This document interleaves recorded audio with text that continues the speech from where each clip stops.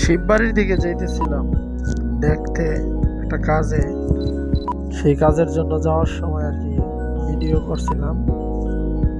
Video করার সময় দেখলাম ভালোই রিক্সাওয়ালা মামা অনেক সুন্দর করে চালাইতাছে, চালায়া নিয়ে যাইতাছে। স্পিডে চালাইছিল, পরে আমি বললাম একটু ধীরে সুস্থে চালান, এত স্পিডে যাওয়ার কোনো দরকার নাই। পোস্ট অফিসের সামনে আসতেই অনেক গর্ত দেখতে পাইলাম। গর্তগুলা দীর্ঘদিন যাবত এখানে, এখন এগুলা মেরামতের কোনো খবর পাইতেছি না। ভাবছিলাম পইরেই যাই না নাই মেলমু, কিছুই বুঝতেছি না, বিশাল গর্ত। তারপর ধীরে ধীরে রিক্সাওয়ালা মামায় চালাইতেছিল, চালাইতে চালাইতে লইয়া গেল। পার হইলাম বিএমপি অফিসের সামনে দিয়ে গেলাম, ওইখানেও একই অবস্থা। সুরমা হোটেলের সামনে টোটাল কথা হচ্ছে রেল গেটের এত বাজে অবস্থা যে বলার মতো না।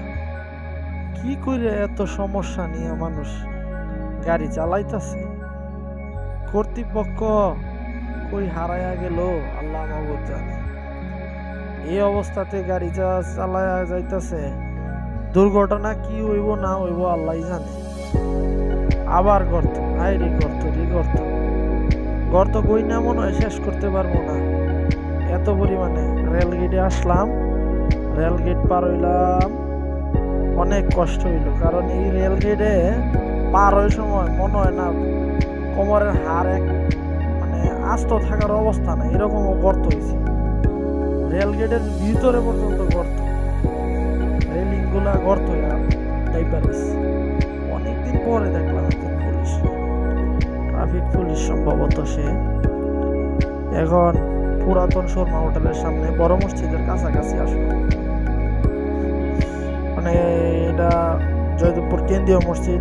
দেয়ালে দেখা যায় সুন্দর করে ছাত্রছাত্রীরা অনেক কিছুই ছবি আঁকছে, অনেক ধরনের ছবিগুলা দেখতেছিলাম দূর থেকে। রিক্সা দিয়ে ভিডিও করতেছি আর যাইতেছি, ভালোই লাগতেছে আসলে। আবু সাইদের একটা ছবি দেখলাম। আচ্ছা, শহীদ আবু সাইদ ভাই, সে আমাদের জন্য অনেক যে ত্যাগ দিল, তা ত্যাগের প্রতিদান আমরা কিভাবে দেব জানি না। তারপর শিববাড়ি মোড়ের কাছাকাছি আইসা পড়লাম, হলি ল্যাবের সামনে। আগের চেয়ে জায়গাটা অনেক বড় হয়েছে, এখানে গাড়িগুলো ঘুরাইতেছে খুব সুন্দরভাবে, এই আর কি।